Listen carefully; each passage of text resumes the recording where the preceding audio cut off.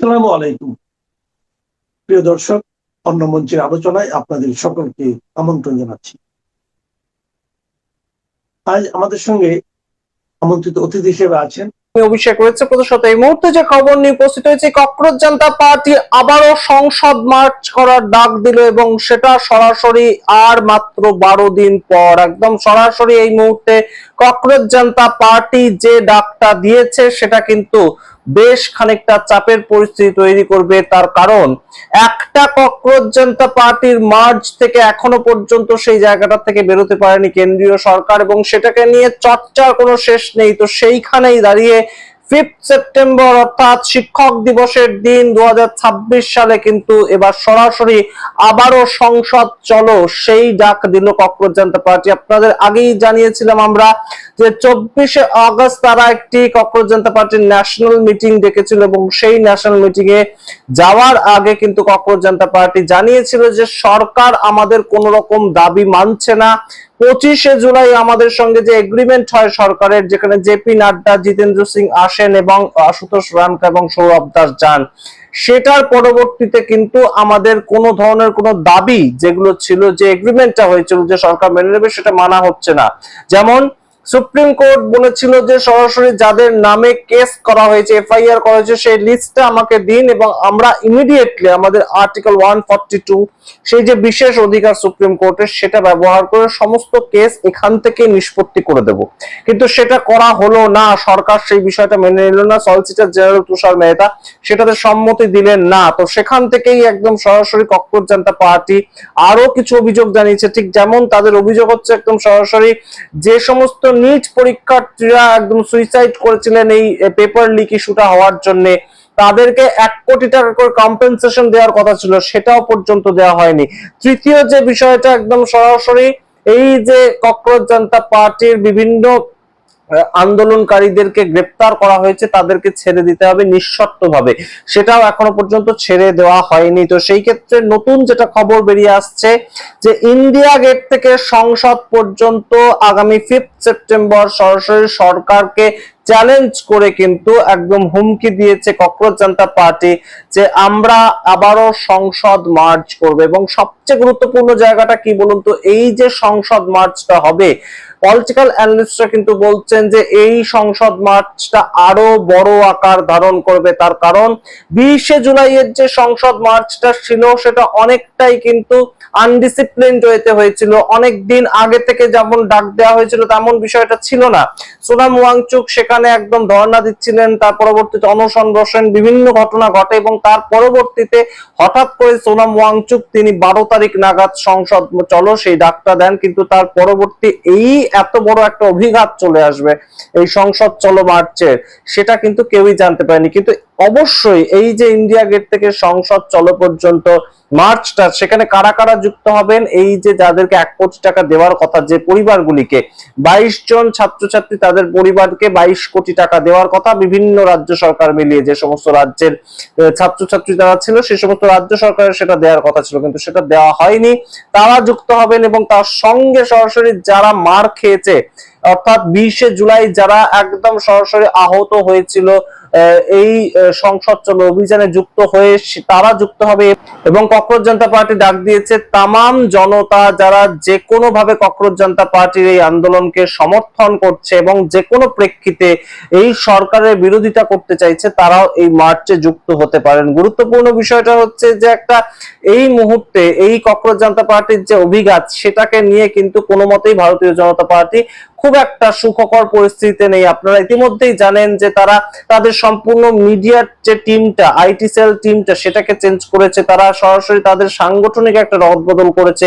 নিতিন নবীনের নেতৃত্বে আবারও স্মৃতি ইরানিকে ফিরিয়ে আনা হয়েছে, সে সমস্ত নিয়ে আমরা আলোচনা করেছি। কিন্তু গুরুত্বপূর্ণ প্রেক্ষাপট, এই অভিঘাতটা কাটিয়ে উঠতে না উঠতে এই মুহূর্তে কিন্তু আবারও ইন্টারন্যাশনাল মিডিয়া, সেখানে খবরের শিরোনামে উঠে আসছে ককরোচ জনতা পার্টি। এবং আপনারা জানেন সারা দেশ জুড়ে তারা যে নতুন কর্মসূচিটা নিয়ে এসেছে সেটা হচ্ছে স্কুল বাঁচাও অভিযান, এবং স্কুল বাঁচাও অভিযান কিন্তু অবশ্যই একটা বড় সড়ো ধাক্কা দিচ্ছে মোদী সরকারকে, এবং মোদী সরকারকে যে ধাক্কাটা স্কুল বাঁচাও অভিযান ককরোচ জনতা পার্টির মাধ্যমে দিচ্ছে সেটা কিন্তু অবশ্যই এই মুহূর্তে বেশ খানিকটা চাপের পরিস্থিতি তৈরি করছে। আপনারা জানেন ইতিমধ্যেই পশ্চিমবঙ্গের বাঁকুড়ায় একটি দুর্ঘটনা ঘটেছে, এবং অবশ্যই একদম একটি ছেলে যে ককরোচ জনতা পার্টির আন্দোলনের সঙ্গে যুক্ত হয়েছিল তার বাবাকে মারা যেতে হয়েছে, আব্দুল নামের একটি ছেলে, তার বাবাকে মারা যেতে হয়েছে। একই ধরনের ঘটনা ঘটেছে কিন্তু রাজস্থানে, আপনাদের সঙ্গে খবর হাজির করেছিলাম যে আশুতোষ রানকা সেখানে গিয়েছেন এবং 5 ঘন্টা ধর্ণা দিয়েছেন, তার পরবর্তী স্কুলটাকে ঠিক করা গেছে, কিন্তু অবশ্যই তার পরবর্তী দিন তারা যখন আবারও স্কুল ইন্সপেকশনে যান তখন তাদেরকে একদম বেধড়ক মারধর করা হয়, পাথর ছুঁড়ে মারা হয়, এবং সেই জায়গাটাও কিন্তু উঠে আসছে। সুতরাং কোথাও গিয়ে ভারতীয় জনতা পার্টি এই মুহূর্তে খুব একটা বুঝতে পারছে না যে কিভাবে সম্পূর্ণ বিষয়টাকে সামাল দেবে, এবং তারই মাঝখানে কিন্তু আবারও এই মুহূর্তে যেভাবে সরকারকে চ্যালেঞ্জ করলো ককরোচ জনতা পার্টি, এবং ককরোচ জনতা পার্টির বক্তব্যটা খুব স্পষ্ট। তাদের বক্তব্য যে আমরা 5 তারিখ সময়টাকে রেখেছি, তার কারণ এটাই যে আমরা সরকারকে আরো কিছুটা সময় দিলাম, আপনাদের সরাসরি সময় দিলাম যে আপনারা 22টা ফ্যামিলিকে টাকা দিন, এবং তার সঙ্গে সরাসরি এই যে যাদের বিরুদ্ধে এফআইআর করে এতদিন ধরে থানায় আটকে রেখেছেন, 20শে জুলাই থেকে থানায় আটকে রেখেছেন, তাদেরকে ইমিডিয়েটলি ছেড়ে দিন। যেটা সুপ্রিম কোর্ট করতে চেয়েছিল সেই কাজটা সরকার কেন করছে না? এই বক্তব্যগুলো নিয়ে ককরোচ জনতা পার্টি রাস্তায় নামছে, এবং অবশ্যই যে জায়গাটা একদম গুরুত্বপূর্ণভাবে উঠে আসছে আলোচনার কেন্দ্রবিন্দুতে, যে এখন যদি সরকার এই 10-11 দিনের মধ্যে বিষয়গুলোকে মেনে নেয়, তাদের যা দাবি দেওয়া সমস্তটা মেনে নিল, 2026 সালের একটা অদ্ভুত ঘটনা যেমন আমরা 25শে জুলাই দেখেছিলাম যে সমস্ত দাবি মেনে নেওয়া হলো, একদম সেই জায়গাটা যদি এবারেও সরকার মেনে নেয় তাহলে যেটা বোঝা যাবে যে ককরোচ জনতা পার্টিকে এই মুহূর্তে ভয় পাচ্ছে সরকার, সেইটা একটা প্রেক্ষিত। অন্যদিকে যদি মেনে না নেয় তাহলে কিন্তু যদি সংসদ মার্চটা হয় তাহলে অবশ্যই সরকার কিন্তু বেশ খানিকটা বেকায়দায় আবারও পড়বে, কারণ এবারে কিন্তু আরো বেশি লোক যুক্ত হওয়ার চান্স রয়েছে। তার কারণ মানুষ কিন্তু ইতিমধ্যে আমরা দেখতে পেয়েছি জেন জি, জেন আলফা এবং বিভিন্ন ক্ষেত্রে মানুষজন রাস্তায় বেরিয়ে পড়ছেন, তারা ককরোচ জনতা পার্টির কাছ থেকে কোথাও একটা ইন্সপিরেশন পেয়েছে যে সরকারের উপর চাপ দিলে সরকারও মাথা নোয়াতে পারে, এবং সেই জায়গাটা থেকে কিন্তু আরো বেশি মানুষ যুক্ত হওয়ার একটা চান্স রয়েছে। এবং ককরোচ জনতা পার্টি সেটাকে নিয়ে অনেকে দ্বন্দ্বে ছিলেন, 20শে জুলাই যখন আন্দোলনটা হয়েছিল সেটাকে নিয়ে অনেকেই দ্বন্দ্বে ছিলেন যে এই পার্টিটাকে সমর্থন করবে, এরা কি চাইছে, কি বৃত্তান্ত, কিন্তু এখন তাদের যা জনপ্রিয়তা সেটা কিন্তু অবশ্যই দেশের মানুষকে আকৃষ্ট করছে, এবং সেখান থেকেই সরাসরি কিন্তু এই মুহূর্তে 5ই সেপ্টেম্বর সেদিকে আমাদের নজর থাকবে, এবং 5ই সেপ্টেম্বর ইন্ডিয়া গেট থেকে সংসদ পর্যন্ত আবারও মার্চ করার ডাক দিয়েছে ককরোচ জনতা পার্টি। আমরা দেখবো সামগ্রিক বিষয়টা কোন দিকে যায়, এর মধ্যেই সরকার সঙ্গে আবারও ককরোচ জনতা পার্টির কোনো বৈঠক হয় কিনা। তবে অবশ্যই আশুতোষ রানকা বা সৌরভ দাসের পক্ষ থেকে জানানো হয়েছে এর মধ্যেই যে 2রা আগস্টের পর থেকে আর সরকারের পক্ষ থেকে কোনো প্রতিনিধি দল এই ককরোচ জনতা পার্টির সঙ্গে কোনোভাবেই যোগাযোগ করেননি, অর্থাৎ সম্পূর্ণ 25শে জুলাই শেষ যোগাযোগ করা হয়েছিল, তার পরবর্তীতে একটাই মিটিং হয়েছিল, সেটা 2রা আগস্ট। পুরো আগস্ট মাসটা প্রায় শেষ হতে যাচ্ছে, কিন্তু তার মধ্যেও একবারও তাদের সঙ্গে দেখা হয়নি। সুপ্রিম কোর্টে কনফ্রন্টেশনের সময় সম্পূর্ণভাবে সরকার তাদের যে করা একদম প্রমিস সেখান থেকে কিন্তু ব্যাক আউট করেছে। সুতরাং সম্পূর্ণটা মিলিয়ে অ্যাজিটেশন রয়েছে একদম ককরোচ জনতা পার্টির মধ্যে। তারা যে আন্দোলন করলো সেই আন্দোলনের একটা যে জয় বেরিয়ে এলো, কিন্তু জয়ের পরবর্তীতে যে প্রমিস গুলো করা হলো সেগুলো মেনে নেওয়া হচ্ছে না সরকারের থেকে। তো সেখান থেকে একটা সমস্যা তৈরি হয়েছে, একটা দ্বন্দ্ব তৈরি হয়েছে, এবং অবশ্যই সরকারের সঙ্গে ককরোচ জনতা পার্টির যে দ্বৈরথটা সেটা কিন্তু আরো একবার রাস্তায় প্রতিফলিত হতে পারে, এবং যদি তা হয় তাহলে কিন্তু অবশ্যই একদম সরাসরি একটা ইন্টারন্যাশনাল সামিট রয়েছে ভারতবর্ষে 10, 11 এবং 12 তারিখ সেপ্টেম্বর মাসে। তার আগে আবারও কিন্তু ইন্টারন্যাশনাল মিডিয়ার সামনে ককরোচ জনতা পার্টির এই সংসদ চলো অভিযানটা আবারও একটা বড় হট টপিক হয়ে দাঁড়াবে, এবং ভারতের জন্য সেটা কি খুব সুখকর হবে? আমরা তাকিয়ে থাকবো সরকারের দিকে, সরকার কিভাবে সম্পূর্ণ বিষয়টাকে হ্যান্ডেল করছে সেদিকে। আপাতত সবচেয়ে বড় আপডেট যেটা আপনাদের জানালাম, আবারও সংসদ চলো অভিযানের ডাক দিচ্ছে ককরোচ জনতা পার্টি। আপনারা সম্পূর্ণ বিষয়টা কিভাবে দেখছেন অবশ্যই কমেন্ট করুন। আপনাকে রাস্তায় বেরোতে হবে না, আপনি যাতে বেরোতে না পারেন তার ব্যবস্থা করব। আপনি বিকেলে ফেসবুকেই থাকুন। শুভেন্দু অধিকারী এই কথাগুলো বলেছেন মমতা বন্দ্যোপাধ্যায়কে উদ্দেশ্য করে, এবার একটা ব্যাখ্যা তো এরকম হতেই পারে যে আমরা এমন এক সিমলেস সরকার চালাবো, মানে শুভেন্দু অধিকারী বলছেন আমরা এমন এত মসৃণ ভাবে সরকার চালাবো যে বিরোধিতা করার জায়গাও থাকবে না। হ্যাঁ, এরকম একটা ব্যাখ্যা তো দেওয়াই যায়। যদিও 1952 সাল থেকে আমাদের দেশে এরকম কোনো সরকার আসেনি যে সরকারের বিরোধিতা হয়নি। নেহেরুর সরকারের বিরোধিতা বিরাটভাবেই হয়েছিল। মাত্র 3 বছর পরে 52 সালে সরকার নির্বাচিত হলো, মাত্র 3 বছর পরে সংসদে ওনার জামাই কংগ্রেসের সাংসদ ইন্দিরা গান্ধীর স্বামী ফিরোজ গান্ধী ডিসেম্বর 1957-তে ওই LIC মুদ্রা স্ক্যান্ডাল ফাঁস করেছিলেন তিনি।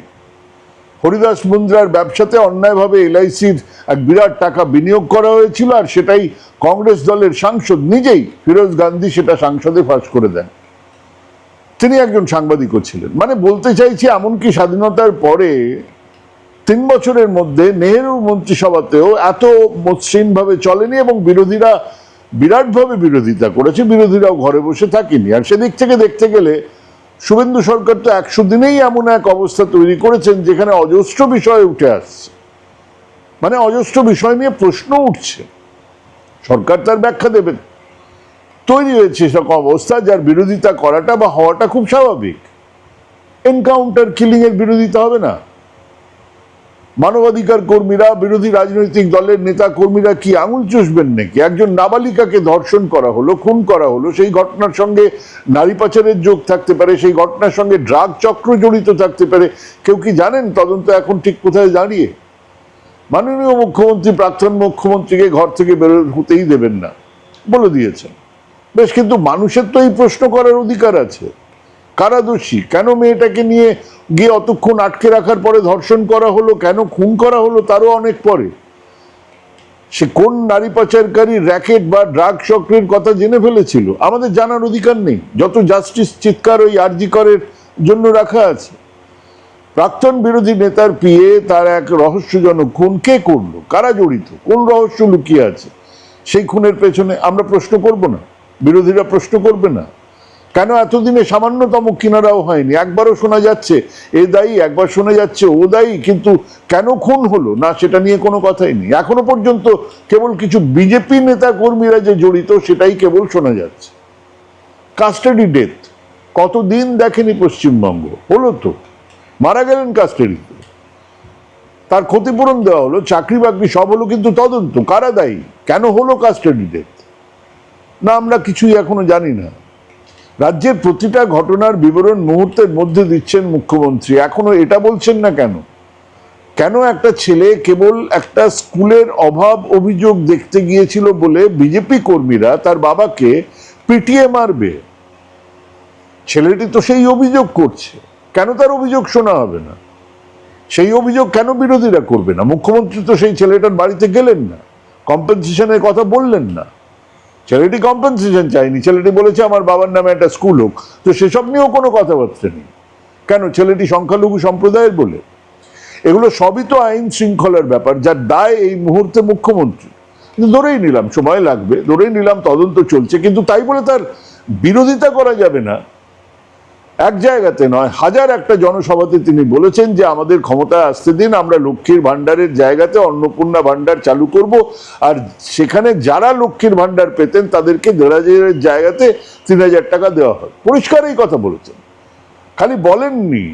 জনে জনে লোকজন সেই কাগজ নিয়ে গ্রামে গ্রামে ঘুরেছে, মানুষ সেটা দেখেছেন, সেসব আছে এখনো। ভাতা দেওয়া উচিত কিনা, দিলে সবাইকে দেওয়া উচিত কিনা, ঝাড়াই বাছাই করে দেওয়া উচিত কিনা, তা নিয়ে 100টা যুক্তি আর পাল্টা যুক্তি তো আছে। কিন্তু নির্বাচনের আগেও একবারও কি সেই কথাগুলো বলেছিলেন শুভেন্দুবাবু? একবারও বলেছিলেন যে টাকাটা যেহেতু 3,000 তাই আমরা ঝাড়াই বাছাই করব? আজ উত্তর থেকে দক্ষিণে, পূর্ব থেকে পশ্চিমে সর্বত্র এই অন্নপূর্ণার ভান্ডার নিয়ে যে বিক্ষোভ চলছে সর্বত্র, তো বিরোধী নেত্রী প্রাক্তন মুখ্যমন্ত্রী কোনো কথা বলবেন না, ঘরে বসে থাকবেন? থাকলে তো আমরাই তো দেবো, বলবো যে সেটিং চলছে, তাকে বিরোধিতার দায় তো নিতে হবে। কিন্তু আজকের মুখ্যমন্ত্রী যখন বলেন ঘর থেকে বের হতে দেব না, তখন তো প্রশ্ন উঠবেই যে কোন আইন, কোন ধারায় তাকে ঘরে বন্দি করে রাখা হবে, কেন হবে, কতদিন হবে? প্রতিটা জনসভাতে গিয়ে বলেননি শুভেন্দুবাবু 450 টাকার গ্যাস দেবেন, 200 ইউনিট বিদ্যুৎ ফ্রি দেবেন? আজ সেই প্রতিশ্রুতি নিয়ে চুপ করে বসে থাকলে মানুষ রাস্তায় নামবেন না? বিরোধী দলনেতা এসব কথা বলছেন না তো বলছেন না, বাকি বিরোধীরা তো বলবেন। কেন মাঝরাতে এবিভিপির লোকজন চড়াও হচ্ছে বিশ্ববিদ্যালয়ে? কেন বিধায়িকা শাসাচ্ছেন তাণ্ডব নৃত্য করার? কেন বলছেন তিনি সবকটাকে খুঁজে এনে জেলে পুরবেন? কে অধিকার দিল তাকে? কেন যাদবপুর বিশ্ববিদ্যালয়ের ভেতরে আশু তিমিরের পাঠশালা ভাঙচুর করা হলো? মুখ্যমন্ত্রী কি জানাও আছে তারা কারা? কারা আশু, কারা তিমির? পথ শিশুদের, গরিব মানুষদের সন্তান শিক্ষা কেন্দ্র চলবে না, পথ শিশুদের দুধ গরম করা যাবে না রাস্তার ফুটপাতে, অথচ বড়বাজার, রাজাকাটরা, ট্রিনিটি বাজার, চাঁদনি বাজার জুড়ে ওই ফুটপাতে কোটি কোটি টাকার ব্যবসা চলছে। করছে যারা, তাদের গায়ে আঁচ পর্যন্ত পড়বে না। কেন? একবার একটা ডিম ছুঁড়ে শিক্ষা হয়ে গেছে, এক গাল পানপরাগ মুখে নিয়ে ফোন এসেছে আর অমনি ফেটে গেছে দোদমা। একটা সরকার শিল্পের কথা বলবেন, একটা সরকার গরিবদের জন্য প্রকল্প আনবেন, শিক্ষার ব্যবস্থা করবেন, রাস্তাঘাট ঠিক করবেন, হাসপাতালগুলোকে ভালো করবেন, করুন না। কিন্তু আপনাদের ভুল ভ্রান্তিগুলো নিয়ে বিরোধীরা কথা বলতে পারবেন না, কেউ পোস্ট করতে পারবেন না, কেউ লিখতে পারবেন না, কেউ প্রতিবাদ করতে পারবেন না। তাদের ঘরে বন্দি করে রাখা হবে, তাদের মুখ বুজে থাকতে হবে। বাম জামানাতে সিঙ্গুর নন্দীগ্রাম আন্দোলন থেকে অসংখ্য আন্দোলন হয়েছে, বন্ধ হয়েছে রাস্তা, রাস্তা অবরোধ হয়েছে, হরতাল হয়েছে, স্ট্রাইক হয়েছে। তার বহু দায়িত্ব আজকের মুখ্যমন্ত্রী ছিলেন, করেছেন, তিনিই নেতৃত্ব দিয়েছেন বহু জায়গাতেই। তৃণমূল জামানাতেও ভাঙড়ের আন্দোলন হয়েছে, আরজিকর নিয়ে ঐতিহাসিক আন্দোলন হয়েছে, ধর্মঘট হয়েছে, একবার নয় অসংখ্যবার নবান্ন ঘেরাও, নবান্ন অধিকার অভিযান হয়েছে। কিন্তু সেগুলো 100 দিনের মধ্যে হয়নি, বা এরকম ভাবে বলা হয়নি যে 100 দিনের মধ্যে এই অবস্থা তৈরি হয়নি যার ফলে মানুষকে বিরোধী দল বা পক্ষকে রাস্তায় নামতে হয়। এবারে হয়েছে। কেন হয়েছে সেটা নিয়ে মুখ্যমন্ত্রী ভাবুন, কোথায় গলদ সেটা বের করুন, মন্ত্রিসভার দলের দুর্বলতাগুলোকে চিহ্নিত করুন। সেসব না করে ওই 100 দিনেই ইতিমধ্যে বহু ইস্যু এর মধ্যে তৈরি হয়ে গেছে, সেটাকে আরো বাড়ানোর জন্য এই কথাগুলো না বললেই নয়। আপনি 43% কাজ করে ফেলেছেন। হ্যাঁ, দেশের স্বরাষ্ট্রমন্ত্রী বলেছেন আমরা দেখতে পাচ্ছি না, কিন্তু ধরে নিলাম করেছেন, তাহলে তো 57% কাজ এখনো বাকি। এখনো অন্নপূর্ণা নিয়ে অনেক সিদ্ধান্ত নিতে হবে, প্রাথমিক স্বাস্থ্য শিক্ষা নিয়ে বহু কাজ বাকি পড়ে রয়েছে, পঞ্চায়েতের পরিকল্পনা, শিল্প ইত্যাদি। গিয়ে দেখছেন, গিয়ে একবারও দেখেছেন খুচরো বাজারের অবস্থা? 2, 3, 5 বছরের হিসেব ছেড়ে দিলাম, গত মে মাস থেকে আজকে পর্যন্ত চিনি, আটা, ডাল, তেল, সবজির দাম যে হারে বেড়েছে তা অস্বাভাবিক। কেন বাড়ছে? সরকারের ভূমিকা কি? এই 5 বছরের ম্যান্ডেট কিন্তু এক পূর্ণিমার মতো। 5 বছরের ম্যান্ডেট বলে যে কথাগুলো বলছেন সেটা একটা পূর্ণিমার চাঁদ। হ্যাঁ, পেয়েছেন 5 বছরের ম্যান্ডেট, কিন্তু সেই ম্যান্ডেট ছিল এই 4 মে, তারপর থেকে তা প্রতিদিন কমছে। একটু সৎভাবে একটা সার্ভে করুন, করান।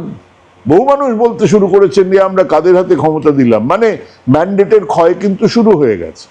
এই ক্ষয়ের আজকের পরিমাণ বলে দেয় আগামী দিন মোটেই ভালো কাটবে না। আপনি ভেবেছেন ম্যান্ডেট মানে ফিক্সড ডিপোজিট? না হুজুর, ম্যান্ডেট মানে মাস মাইনে। অর্জন করতে না পারলে কেবল খরচ হবে, আর 5 বছরের শেষে হাতে থাকবে পেন্সিল। এখনো বহু সময় বাকি, এখনো সূর্য নেবার সুযোগ আছে। মানুষ এক সংবেদনশীল সরকার চায়। সবার ঘরে সরকারি চাকরি হবে না, সেটা সব মানুষ জানে, কিন্তু বিশ্ববিদ্যালয়ে হামলা হওয়াটা তো উচিত নয়, সেটাও তো মানুষ জানে। যেমন জানে ফুটপাতের এক বাচ্চার দুধ নিয়ে কথা বলাটা অমানবিক, বাংলার সংস্কৃতিতে এক ঘোর পাপ। মুখ্যমন্ত্রী বলবেন যতই বিক্ষোভ দেখান আর রাস্তায় গড়াগড়ি যান, সরকার মাথা নিচু করবে না। এই অহংবোধের দাম আগের সরকার, তার আগের সরকারকে দিতে হচ্ছে। মানুষ এই অহংবোধ মোটেই মেনে নেয় না। কাজেই একটা সংবেদনশীল সরকার শিক্ষার উন্নতি, স্বাস্থ্য, পরিবারের পরিষেবার উন্নতি, কিছু শিল্প কারখানা, কিছু চাকরি রোজগারের সুযোগ, এগুলো উপরি কামায়, যা ওই ম্যান্ডেটকে ক্ষয়তে দেয় না, যা ক্ষয়কে পূরণ করে দেয়। কিন্তু সেই দিকে কি আপনার সরকার চলছে? মাননীয় শুভেন্দুবাবু, এই প্রশ্ন আপাতত নিজেকে করুন, আমরাও করছি। মানুষ সময় মতো জানিয়ে দেবে। আর ঠিক এখানেই যেটা মূল বিষয়, যে এই সংসদীয় গণতন্ত্র তা কিন্তু কেবল সরকারের নয়, সরকার পক্ষের নয়, ক্ষমতাসীন দলের নয়, তা বিরোধীরও। গলায় বকলস বাঁধা বিরোধী তৈরি করেছেন, আমি তাদের কথা বলছি না। যে সামান্য বিরোধিতা অবশিষ্ট সেটাকে শেষ করে দেবেন এরকম ভাবনা গণতান্ত্রিক নয়। প্রাক্তন মুখ্যমন্ত্রী রাস্তায় বের হন, উনি ওনার কথা বলুন, আপনি আপনার কথা বলুন, বিরোধী আরো অনেক শক্তি আছে তারা তাদের কথা বলুন, তবেই তো এক গণতন্ত্র ডালপালা মেলে উঠে দাঁড়াবে। সেই গণতন্ত্রকে কেড়ে নেবার, সেই গণতান্ত্রিক অধিকারগুলোকে কেড়ে নেবার বহু চেষ্টা আগেও হয়েছে, সফল হয়নি, এবারেও সফল হবে না, মিলিয়ে নেবেন। হ্যাঁ, ভাবুন, ভাবতে থাকুন, ভাবা প্র্যাকটিস করুন। ভালো থাকবেন, সুস্থ থাকবেন। আজকে এখানেই শেষ করছি। নমস্কার।